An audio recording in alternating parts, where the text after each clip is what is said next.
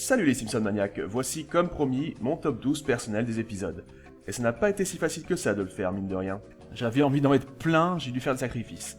Avant toute chose, je précise, il s'agit bien de mon top personnel. Je veux dire, j'ai vu des chaînes YouTube faire des tops d'épisodes de séries, Simpson ou autres, comme si c'était le point de vue définitif sur la question. Non, ici, c'est juste mon classement à moi, je force personne à être d'accord, et je sais déjà que certains vont pas être contents parce que, spoiler, les saisons récentes n'auront pas voix au chapitre, et puis, il y a tel ou tel épisode culte que j'aurais pas mis. Dernière chose avant de commencer, je me suis amusé à mettre le classement que l'épisode a sur Simpsons Park pour comparer. Allez, c'est parti. 12ème place. Radioactive Man. On commence par un des rares épisodes de mon top qui, justement, divise. Pour beaucoup de fans, il est juste bon. D'ailleurs, avec sa 157ème place sur Simpsons Park, c'est le moins bien classé de tous. Là où certains épisodes ont baissé dans mon estime avec les années, il m'a fallu du temps pour adorer celui-ci, qui est en fait redoutable. Hollywood vient à Springfield tourner le film Radioactive Man, le personnage de comics favori de Bart et bien d'autres enfants. 3 choses font l'essentiel de cet épisode. D'abord Milhouse qui n'est pas tellement partant de faire du cinéma alors que Bart en rêve sans avoir été choisi. Ensuite, le cirque que crée la venue de stars d'Hollywood dans un patelin comme Springfield qui ne s'y attendait pas franchement. Mais ce qui est génial, c'est qu'on a vraiment le droit à tout ce qui concerne la création d'un film, le tout dans une ambiance délirante. Le brainstorming des producteurs sur le lieu de tournage et le ton du film, les fans qui tentent de tout savoir alors que le projet est embryonnaire, le casting, la pré-production, les doublures, le tournage de grandes scènes, l'argent, les réclamations des acteurs, le montage, des véritables célébrités du cinéma dans leur rôle, évidemment les références toutes plus drôles les unes que les autres fourmilles, comme par exemple un extrait de la version ringarde de l'ancienne série télé Radioactive Man, référence évidente au très kitsch Batman avec Adam West. Et on a une des meilleures guest stars de l'histoire de la série avec Mickey Rooney. D'un strict point de vue technique, cet épisode était aussi le premier à avoir été animé par ordinateur. C'était un épisode test, des années avant que la série n'y passe totalement. Fans de cinéma, cet épisode est fait pour vous. Marabout, bout de ficelle. Marabout, bout de ficelle. 11ème place. Grève à la centrale. Monsieur Burns décide de supprimer la mutuelle dentaire accordée aux employés de la centrale, mais auprès du syndicat, Homer réagit car Lisa va devoir porter un appareil dentaire coûteux. Il va donc engager un bras de fer avec Burns. Autre épisode où les gags se comptent par paquet, Burns est dans une forme olympique dans cet épisode, c'est peut-être son apogée, même si certains lui préféreront probablement qui a tiré sur Monsieur Burns. Je suis totalement fanat de la scène où lui et Smithers se font fonctionner la centrale à eux deux. C'est à mourir de rire comme l'ensemble de l'épisode. Pour être totalement honnête, je mets un bémol, il y a 2 ou 3 passages qui s'étirent un tout petit peu trop sans que ce soit hyper utile. Certains sont drôles, d'autres non. On ne peut même pas dire que ce soit un épisode où vous avez trop peu de contenu pourtant, puisque d'ordinaire, dans ce cas, ils mettent le générique intégral en début d'épisode. Ici, ils ont mis la version abrégée. Ces petits moments sont tout de même loin de ruiner le reste, qui est du haut de gamme.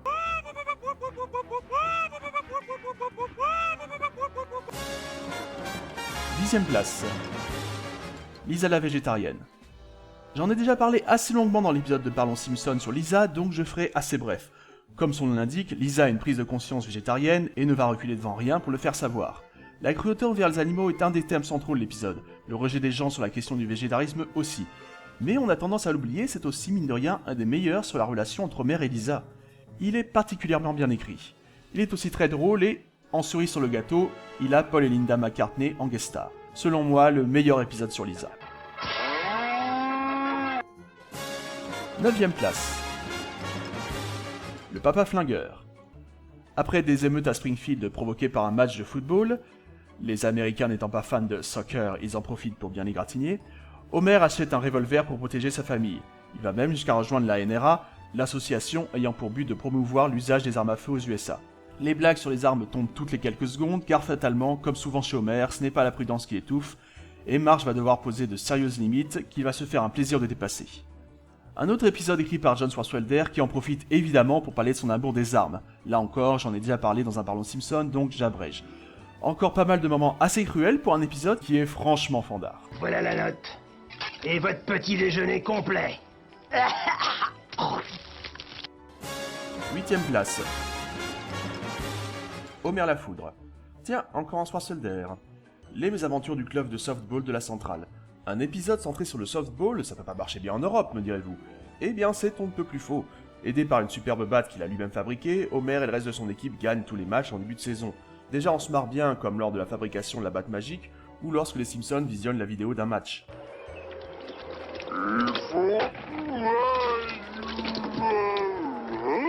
Monsieur Burns, qui tient à ce que son équipe batte la centrale de Shelbyville en finale, va recruter 9 joueurs professionnels. Tout, du plan de Burns en passant par le recrutement et l'entraînement, est drôle. Le troisième acte et les mésaventures des 9 champions est parfaitement négocié, les scénaristes leur ont chacun donné une personnalité marrante, et les véritables joueurs se sont prêtés au jeu. Ça reste quand même un épisode centré sur Homer, avec un final totalement simpsonien et des passages qui me feront toujours rire. C'est en plus un des épisodes qui donne envie de rester jusqu'au bout, car le générique contient une chanson qui est un plaisir à écouter. 7ème place. Rosebud. Il y a des fois où un épisode est excellent car il concilie tout, histoire redoutable, gag, émotion, voire action ou suspense. Ici, oubliez, une de ses qualités prend le pas sur toutes les autres. À moins que vous ne considériez comme une histoire fascinante et pleine de suspense de savoir si Monsieur Burns va ou non récupérer le vieil ours en peluche qu'il avait étant gamin. Malgré les nombreuses références à Citizen Kane, la grande qualité de cet épisode, c'est les gags. Après tout, c'est bien le plus important, on regarde les Simpsons pour se marrer en principe. Des épisodes qui seront mieux classés plus haut dans ce top peuvent être légèrement moins drôles, mais ont d'autres qualités. Monsieur Burns donc veut à tout prix récupérer l'ours en peluche qu'il avait étant enfant, mais c'est Maggie qui en a irrité. Question de drôlerie et méchanceté, Burns est dans une forme qui rivalise avec celle de qui a tiré sur Monsieur Burns ou grève à la centrale. C'est compliqué de sortir un moment particulier du lot, mais je vais tout de même parler de la scène avec le groupe des Ramones, et le sitcom que joue Smithers et lui, avec les rires enregistrés du public sur des répliques qui ne sont absolument pas drôles, et ça rend le truc drôle finalement.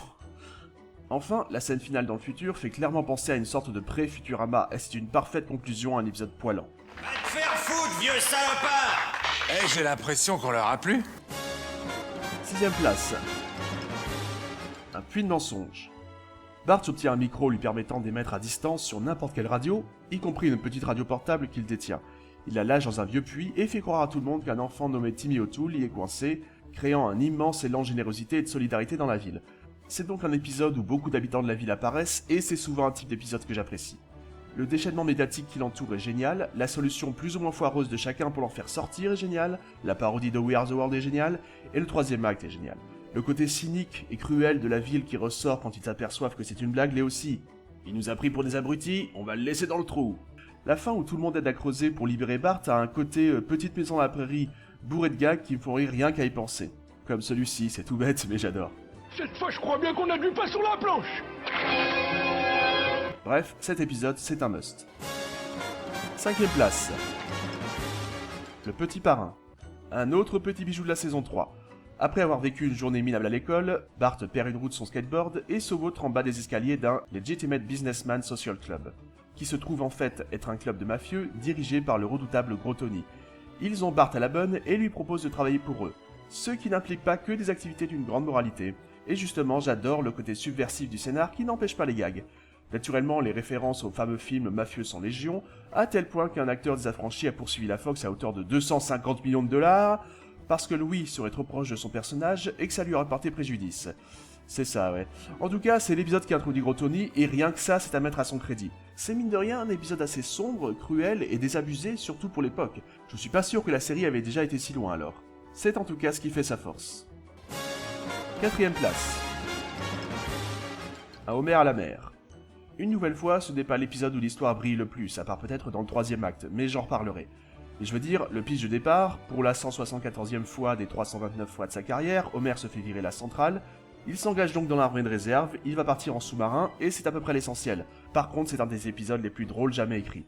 De son inscription à la remise des diplômes, Homer qui apprend le métier de marin de réserve est hilarant. Mention spéciale au petit flashback d'Abraham qui replace la fameuse réplique de John Kennedy dans son propre délire. Ich bin ein Berliner. C'est un nazi, chopons-le. Une fois Homer embarqué, c'est une explosion de gags, notamment parce qu'il est accusé d'avoir détourné ce sous-marin.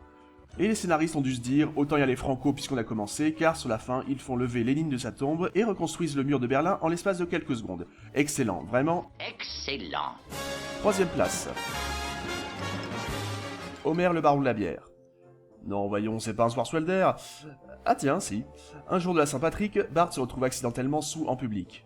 Les Springfieldiens demandent la prohibition et l'obtiennent, mais dans une ambiance très prohibition des années 20, comme je l'avais dit dans un parlant Simpson, c'est considéré comme un bon outil pour parler du 18e amendement, presque personne ne la respecte. La police, soudoyée par la mafia et de toute manière alcoolique, ferme les yeux. Le maire encourage donc un homme incorruptible et impitoyable, Rex Banner, pour diriger les forces de police. Homer n'a plus qu'une solution, devenir le baron de la bière, et approvisionner la ville secrètement avec un système, ma foi, étonnamment ingénieux. Leur affrontement à distance est sans sas, et le plus drôle est que presque tout le monde en ville est au courant, à part Banner. Banner qui s'avère être un personnage assez délicieux, un des tout meilleurs personnages apparus dans un seul épisode. Cet épisode est à ne pas manquer tant c'est un florilège de scènes cultes et de grandes répliques. Ah, bon sang que ça a été dur de choisir entre les deux premiers. Mais allez, deuxième place donc pour... Foot. Les enfants de Springfield ne sont pas en forme, alors beaucoup de parents les inscrivent au football américain. Ned Flanders entraîne donc l'équipe, aux grandes dames d'Homer qui ne cessent de le charrier, y compris durant les matchs. Ces moqueries poussent Flanders à lui confier le poste. J'ai tellement fait référence à cet épisode dans la vie réelle, avec mon frangin notamment. Il y a trop de beaux moments pour tous les citer. La petite apparition de John Amat est trollesque mais très drôle. Par le plus grand des hasards, une légende du football américain se pointe quand Bart a besoin d'aide et il s'en va sans rien lui avoir apporté. C'est génial. Même les flashbacks valent le coup. Pour moi, cet épisode, c'est le champion toute catégorie des bonnes répliques. En passant en revue les scènes, je me dis que toutes contiennent des passages que j'aime. Il n'y en a pas une où je dis « Ouais, bon, celle-ci... » Non, vraiment, toutes. Et c'est même drôle jusqu'au bout du générique. Je suis John Amat. Bonsoir. Et allez, on est parti pour mon épisode favori. Première place, Homer l'hérétique. Un matin hivernal où le froid est particulièrement fort, Homer refuse d'accompagner sa famille à l'église et reste bien au chaud chez lui. Il passe une très bonne matinée, voire la plus belle de sa vie. J'aime le parallèle entre sa matinée excellente et le moment horrible que passent les gens à l'église. Tous les gags font bouche, même les plus refs, notamment ce gag visuel que je vous sers fréquemment. Homer prend donc la décision de ne plus jamais retourner à l'église malgré les réticences de Marge. C'est un peu la manière qu'ont les auteurs de dire qu'ils aiment rester glandés le dimanche matin, contrairement à leur enfance où ils ont dû aller à l'église. C'est un épisode bien sûr centré sur la religion. Homer voit d'ailleurs Dieu en rêve et leur dialogue est absolument parfait. Sérieusement, ils en ont d'ailleurs un deuxième en fin d'épisode, écoutez-les, c'est du haut niveau d'écriture. Les autres scènes ne déméritent pas, toutes plus brillantes les unes que les autres, et le rythme est particulièrement bien géré. Peut-être que Foot est un chouïa plus drôle, mais j'aime encore plus l'intrigue de celui-ci. Pourtant, il ne faut pas y voir une morale si profonde, juste un constat sur l'oisiveté humaine, l'importance que peut avoir la religion pour beaucoup de monde, et l'image que certains veulent renvoyer en allant dans leur lieu de culte. Et oui, je parle de toi, Marge, plus concerné par ça qu'autre chose. Personnellement, la leçon que tire Homer de son expérience en fin d'épisode me convient parfaitement. C'est le genre d'épisode que j'aime regarder bien au chaud au lit un dimanche matin avec un temps pourri dehors, ça fera toujours plaisir. Et voilà, messieurs, dames, j'espère que ça vous aura plu, j'espère aussi que pour d'autres qui espéraient voir tel épisode mais ne l'ont pas vu, que ça ne vous aura pas trop déplu, et je vous dis à bientôt pour une prochaine vidéo. Ciao ciao!